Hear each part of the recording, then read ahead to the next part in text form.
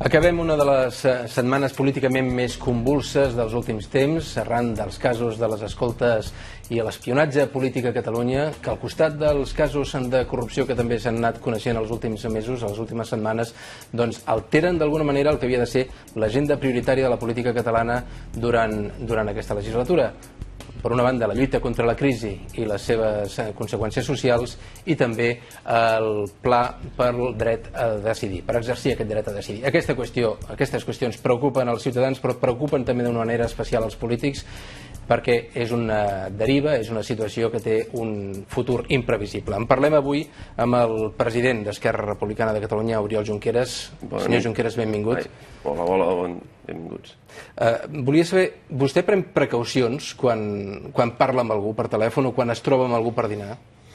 No gaire, diguem-ne, perquè tampoc no tinc la sensació que hagi de tindre cap prevenció especial, i perquè al mateix temps també tinc la sensació que si algú vol saber alguna cosa ja trobarà la manera de saber-ho. Per tant, no cal prendre cap previsió especial o cap prevenció especial. En tot cas, també hi ha el convenciment, òbviament, de que l'estat espanyol i que mitjans de comunicació de l'estat espanyol faran tot el possible per torpedinar aquest procés, i per tant que ens buscaran i ens remenaran i que faran tot el possible per intentar desprestigiar-nos a tots plegats.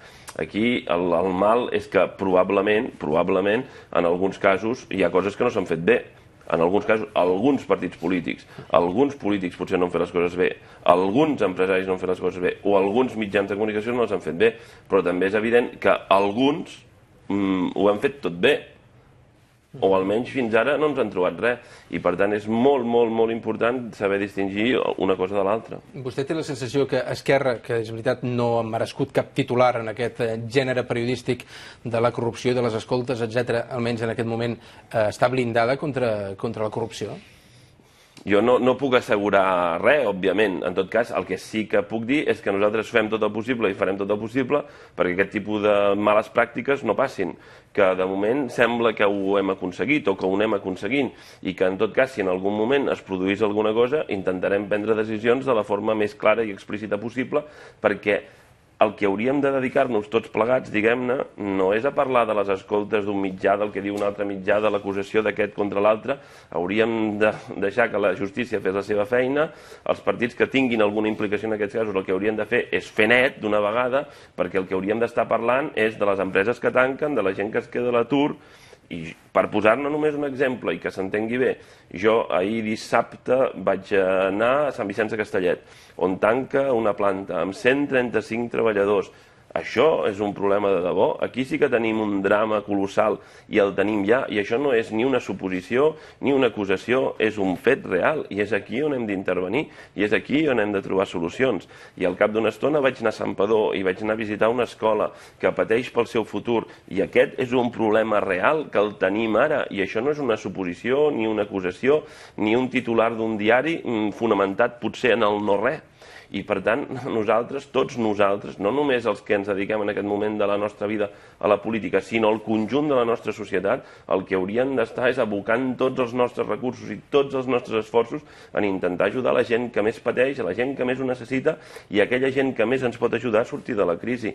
I és evident que les escoltes, els espionatges, els titulars dels diaris no ajuden en res. Si hi ha alguna responsabilitat, si algun partit polític té algun cas implicat, que faci net, que netegi, fins i tot a risc de ser injust, però que facin net. Què vol dir a risc de ser injust? Vol dir que si hi ha una imputació, aquesta imputació no equival ni a una acusació i molt menys a una condemna, d'acord? I per tant pot passar que al final de tot això aquesta persona quedi desimputada i quedi declarada innocent. Per tant, a risc de ser injust, perquè pot ser que sigui innocent, que l'apartin. Que l'apartin perquè necessitem dedicar-nos a les coses que són realment importants. I, per tant, no podem donar carnassa a aquells que no volen que ens dediquem a allò que és important. De fet, aquesta qüestió, vostè no voldria parlar-ne gaire, no voldria invertir gaire temps per parlar d'això, perquè considera que n'hi ha d'altres més importants, o que afecten més directament a la gent. Però és innegable que també està damunt la taula, que n'està parlant tothom i que afecta la mateixa manera d'actuar dels partits polítics. I jo deixa'm dir-li una cosa. Per mi seria molt fàcil venir aquí i dir tots els altres partits, o la majoria dels altres partits, o tots els grans partits estan bruts. Seria molt fàcil venir aquí i dir això, i fer un discurs contundent al respecte. Molt fàcil. I no vull deixar de fer-lo. És evident que hi ha alguns partits que sembla ser que no han fet les coses bé. I alguns no només sembla, sinó que és evident que no les han fet bé, perquè aquí hi ha partits polítics que tenen centenars d'imputats, d'acusats i de condemnats. I llavors hem de suportar que aquests mateixos partits polítics que tenen centenars d'imputats, acusats i condemnats surtin davant de les càmeres a donar lliçons al conjunt de la societat catalana. Hem de suportar que dirigents de partits polítics, que sembla que tota la seva direcció està atacada pel repartiment de sobres, que s'acusen els uns als altres, aquests ens donguin lliçons al conjunt de la societat catalana, doncs és comprensible que n'estiguem farts. I insisteixo, seria molt fàcil que jo vingués aquí i digués tots els altres estan bruts i nosaltres estem nets. Facilíssim. Però, insisteixo, els problemes del nostre país no s'acaben aquí. Per tant, qui tingui brutícia, que netegi, fins i tot a risc de ser injustos, que netegin, perquè el que ens hem de dedicar és a solucionar de veritat els problemes que afecten els ciutadans, que són les empreses que tanquen, la gent que es queda sense feina, les botigues que no obren, les escoles que tenen problemes, la gent que està a l'atur, la gent que la fan fora de casa seva. I és aquí on hem d'abocar tots els nostres recursos, tota la nostra capacitat. Per tant, els partits que tinguin alguna implicació, que netegin d'una vegada i que ens deixin treballar tots plegats. Per tant, de les seves paraules, del que deia fa un moment també, dedueixo que per vostè no és una casualitat que tot això estigui prenent tant protagonisme. És evident que no pot ser una casualitat. Per què és evident? Té una intencionalitat política clara respecte al moment que viu Catalunya? Té una intencionalitat política claríssima, perquè si no, com és que ara de sobte surten un estudi, una investigació, una acusació, no d'ara, que també, sinó de fa 6 mesos, i de fa 1 any, i de fa 4 anys, i de fa 5 anys, per què ara tot de cop? Per què aquests partits polítics que sabien aquestes coses, o que diuen que les sabien, o que es dedicaven a espiar-se els uns als altres, ells, no nosaltres, ells que es dedicaven a espiar-se els uns als altres, per què no ho van dir quan ho van saber? Que no ho saben, que saber un delicte i no denunciar-lo és delicte? És a dir, van cometre un delicte perquè sabien que això passava i no ho van denunciar?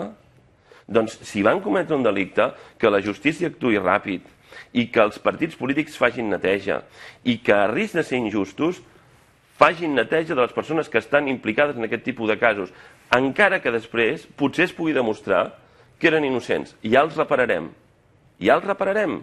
però que facin net, perquè no pot ser que estiguem perdent el temps, que estiguem dedicant temps a demanar que facin net, quan el que hauríem d'estar, el net ja l'hauríem d'haver fet, quan el que hauríem d'estar és preocupar-nos de les empreses, de la gent que es queda sense feina, de la gent que es queda sense casa, de les escoles i dels hospitals d'aquest país.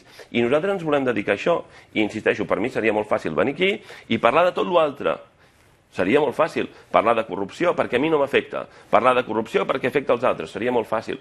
Però això és, en el fons, evitar parlar d'allò que sí que és important, que són els pressupostos d'aquest país, com ho farem per tirar endavant les escoles i els hospitals, com ajudarem a la gent que està a l'atur, quines polítiques actives farem per generar feina, com ajudarem a la formació professional, què farem amb els plans de transició escola-treball que ajuden els nostres joves que surten de secundària, que no troben feina. Tot això és vital pel país. De seguida li pregunto per la qüestió pressupostària, que també estan en el calendari en les pròximes setmanes, però ja en aquesta època de resumir l'actualitat o resumir el moment amb tuits, amb 140 caràcters. Aquesta setmana n'he trobat un d'un company periodista de Catalunya Ràdio, Martí Ferrero, que deia: l'ombra de la corrupció amenaça d'arruïnar el procés sobiranista, crea desconfiança entre els partits i dinamita estratègies unitàries. Està amenaçat també tot aquest procés? Clar que està amenaçat, clar que el procés d'independència de Catalunya està amenaçat. És una evidència, ho ha estat amenaçat sempre. Que no hem viscut sempre sota amenaça, que no ens han amenaçat tota la vida, durant segles. Doncs és evident que està sota amenaça, clar que sí, i que hi ha molta gent, o poca gent, que té molt poder, que està interessada que això no vagi. I en canvi hi ha molta gent amb no gaire poder, però amb una força suprema, que és la força de les urnes, que volem que això tiri endavant. Clar que sí, hi ha una confrontació entre aquells que no volen que això vagi, entre aquells que volen destruir absolutament la confiança de la societat en ella mateixa, en aquells que els únics els interessa és escampar merda, en aquells que la tenen i no la netegen amb prou contundència. Tots ells són responsables, tots, els uns i els altres, els que han fet les coses que no estan bé, els que han fet males pràctiques, els que escampen dubtes, els que escampen acusacions sense fonament, els que omplen titulars sense haver fonamentat amb res, tots són culpables. I, en canvi, nosaltres el que ens hem de dedicar és ajudar la gent d'aquest país i hem de dedicar, per tant, hem d'exigir que facin net. Amb contundència, clar que sí, perquè no podem perdre el temps, perquè estem dedicant els nostres minuts d'aquesta entrevista, i jo, òbviament, jo no poso a fer la seva feina, però estem dedicant els minuts d'aquesta entrevista, però sobretot estem dedicant no sé quants esforços, no sé quantes pàgines de diaris, no sé quantes entrevistes o no sé quants mitjans de comunicació, a parlar d'aquestes qüestions que haurien de fer net d'una vegada, insisteixo, i hauríem de posar-nos a treballar tots junts en resoldre les qüestions que realment dinamiten el futur d'aquest país, que són les empreses, la gent aturada, la gent que es queda sense feina, la gent que es queda sense casa, la gent que no té recursos, la gent que va als bancs dels aliments, les famílies que no poden portar els seus fills a les escoles bressol, les famílies que no poden portar els seus fills a les escoles, en els menjadors, ni tan sols amb les beques que el govern ja no paga i que els ajuntaments hem d'assumir com podem, i que ni tan sols així no arriben. Aquests són els drames de debò.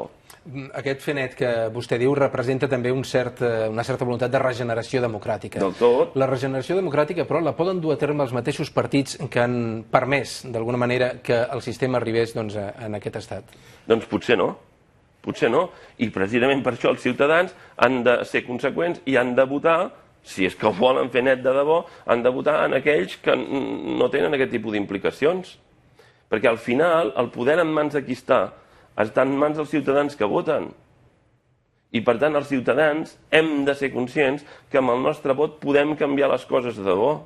Per tant, si els partits polítics que han fet coses que no estan bé, que han fet males pràctiques, no són els més adequats per fer net, que facin net els ciutadans, que facin net els ciutadans amb els seus vots.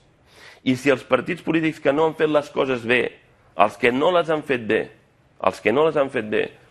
no volen que els ciutadans facin net amb els seus vots, que facin net ells primer. Per això li dic, per l'amor de Déu, que netegin, fins i tot a risc de ser injustos, que netegin, que prenguin decisions, que apartin els que estiguin implicats, que els apartin, que els posin a un costat i que deixin passar altra gent, però ens hem de posar a treballar perquè el país se'ns desfà a les mans. Se'ns desfà a les mans, és literal. Literal. Jo cada dia em trobo amb comitès d'empreses que tanquen, amb directius d'empreses que no saben com aguantar la seva empresa, amb equips directius d'escoles que no saben ben bé quin futur tenen, amb associacions de pares, amb col·lectius d'aturats, al meu poble, que s'ho passen molt malament. I per tant hem d'intervenir aquí. Vostès estan donant suport a la governabilitat de Convergència i Unió. Vostè està fent un discurs molt amb un to d'alarma sobre la situació que està vivint el país real. El govern està reaccionant de manera adequada en aquesta situació? El govern hauria de dedicar-se més en aquest tipus de situació i, sobretot, hauria d'utilitzar amb més precisió les seves eines. Unes eines que, d'altra banda, són escasses. I quan les eines són escasses, el govern hauria d'explicar per què són escasses. Nosaltres li demanem al govern de Catalunya dues coses. Que en allà on ell tingui poder de decisió, que és un àmbit relativament petit, força petit, molt més petit del que nosaltres voldríem, ho faci tan bé com pugui i nosaltres l'ajudarem. I en aquell àmbit gegantí, en el qual les coses no les podem decidir nosaltres perquè les decideix l'estat espanyol, hem de parlar amb claretat i hem d'explicar als ciutadans de Catalunya per què hi ha coses que no podem arreglar, senzillament perquè aquestes coses, qui pren les decisions, són els governs espanyols. I aquí hi ha una qüestió fonamental, que és què passarà amb els pressupostos d'aquest país. Els pressupostos, la quantitat de diners que el govern de Catalunya podrà destinar a invertir i la despesa que podrà fer, depèn una petitíssima part dels ingressos propis de la Generalitat de Catalunya, perquè els impostos que depenen de la Generalitat de Catalunya són una part molt petita. Hi ha aquesta petita part. Hi ha una part gegantina, que són les transferències que el govern espanyol ens fa després de cobrar-nos els impostos a tots nosaltres. I aquesta quantitat la decideix el govern espanyol. I és una quantitat molt més petita que els impostos que nosaltres paguem. Això que la Generalitat de Catalunya podrà gastar, no ho decideix aquesta quantitat global la Generalitat de Catalunya, ho decideix el govern espanyol. I després hi ha una petita quantitat, que és la capacitat d'endeutament, si ens podem endeutar o no. I això no ho decideix la Generalitat de Catalunya, ho decideix el govern espanyol, que fixa un sostre de dèficit i que ens tanca l'accés als mercats. Per tant, de tot el paquet, de tota aquesta manta pressupostària amb la qual hem d'intentar protegir el nostre país, la part que depèn de la Generalitat de Catalunya de debò, la part dels ingressos de la Generalitat de Catalunya, és una part petitíssima de la manta. La part més gran de la manta són les transferències que el govern espanyol fa amb els impostos que ens cobra a nosaltres i ens en transfereix una part molt més petita d'allò que ens cobra. I hi ha una part d'endeutament que també el decideix el govern espanyol. I aquesta manta és molt més petita en el seu global que allò que el país necessita. I per tant, què ens trobarem? Que quan estirarem la manta per protegir les nostres escoles, la manta no serà suficient per protegir un altre tros del país. Especialment perquè d'aquesta manta pressupostària, d'aquest pressupost, el 80% és finalista. El 80% anava, quan les coses anaven bé i la manta era molt més gran, el 80% de la manta gran, quan era gran, el 80% ja anava a escoles, hospitals i polítiques socials. Doncs amb la manteta que el govern espanyol ens deixa ara, amb la que ens deixa ara, no podem cobrir ni aquell 80% que cobríem abans. No podem ni cobrir ni les escoles, ni els hospitals, ni les polítiques socials d'aquest país. I la gent ho ha de saber, perquè si no la gent no entén per què passa el que passa. La descripció, la paràbola de la manta, diguem-ne, és molt il·lustrativa sobre la capacitat econòmica del govern de la Generalitat, realment. En tot cas, la funció d'Esquerra Republicana és fer que el govern tibi en una determinada direcció la manta. La feina d'Esquerra Republicana és doble. D'una banda, hem d'aconseguir que la manta sigui més gran. Perquè la manta sigui més gran, busquem ingressos. Busquem ingressos rebaixant el mínim exempt de l'impost de patrimoni. Busquem ingressos reactivant una part de l'impost de successions. I busquem ingressos posant un impost sobre els bancs. I què fa el govern espanyol? Què fa el govern espanyol? Agafa les seves tisores, en les quals ja ha retallat tota la manta, ens ha deixat amb una manta molt més petita de la que necessitem per tapar el nostre país, per protegir la gent d'aquest país, i quan nosaltres diem, bueno, doncs ja teixirem nosaltres un tros de manta, ve ell, ens talla el tros de manta que volem teixir, ens pren les eines per teixir, es queda ell l'impost sobre els bancs, fixa un tipus zero, és el primer impost de la història de la humanitat amb un tipus zero, d'aquesta manera el govern espanyol protegeix els bancs com si no els haguessin protegit ja prou, i ens deixa a nosaltres, és a dir, el poble de Catalunya, sense uns recursos indispensables per protegir les nostres escoles, els nostres hospitals, a la nostra gent. I això ho hem d'explicar cada dia, perquè els ciutadans de Catalunya, la gent que ens està mirant ara per la tele, té dret a saber per què passa el que passa. I té dret a saber per què hi ha aquest patiment tan gran i per què la manta no arriba. I després, una altra qüestió, Esquerra Republicana ha d'intentar agafar aquesta manta, aquest tros de manta que tenim, que nosaltres voldríem molt més gran, que per això serveix la independència, per decidir què fem amb els nostres impostos i allargar aquesta manta i fer-la més ampla i fer-la més dolça i fer-la més amable. Doncs la independència. I l'altra cosa és, amb el tros de manta que tenim ara, clar, haurem d'intentar protegir a qui més ho necessita i a qui més pot ajudar a sortir de la crisi. I això vol dir decisions que seran complicades, però és evident que hem d'ajudar a qui més ho necessita. Escolti'm, el govern, en tot cas, està prenent les seves decisions també en funció d'aquests condicionaments. Vostès estan satisfets de com està funcionant el pacte entre tots dos i les decisions que estan prenent i les que s'estan apuntant també de cara als pressupostos, que no ho coneixem? En termes generals, jo crec que hem de fer una valoració relativament positiva, estem treballant. Però pensi que estem fent les primeres passes en molts àmbits. En l'àmbit pressupostari estem en el preàmbul. Jo crec que aquí anem fent i anem treballant i ho intentarem fer tan bé com puguem. I, escolti, nosaltres no posem en dubte que el govern hi posarà segurament bona voluntat en alguns aspectes. D'acord, seguirem treballant. En aquest àmbit anem bé. O de moment anem bé, encara que només estem a les primeríssimes passes. Ara, també és evident que el govern, sovint, massa sovint, pren decisions que no ha consultat amb ningú.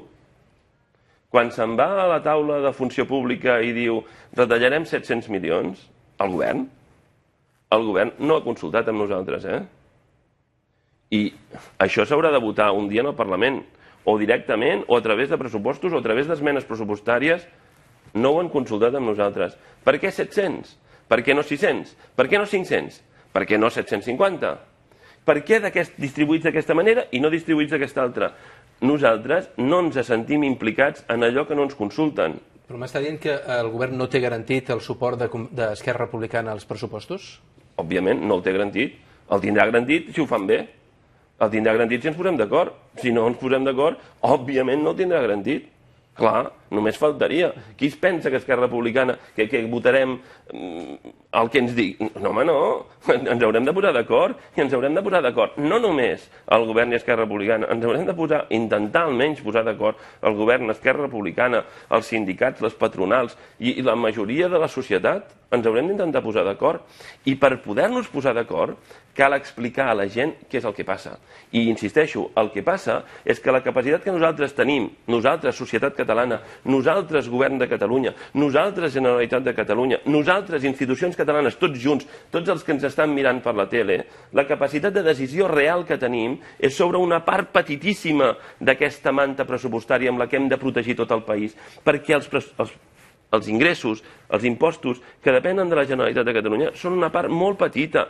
La resta ens ho imposa el govern espanyol, collant-nos amb les transferències que ens fa dels nostres propis impostos i imposant-nos un límit d'endeutament molt baix, molt limitat, i això és profundament injust. I no ho dic jo, i no ho diu Esquerra Republicana, ho diu el Parlament Europeu, ho diu la Comissió d'Economia del Parlament Europeu, que renya el govern espanyol per fer això. I els ciutadans de Catalunya tenen dret a saber-ho, i per tant nosaltres ens esforçarem en explicar-los-ho. Senyor Junqueras, se'ns acaba el temps. En tot cas, ens queda molt clar que haurem de fer més entrevistes com aquesta.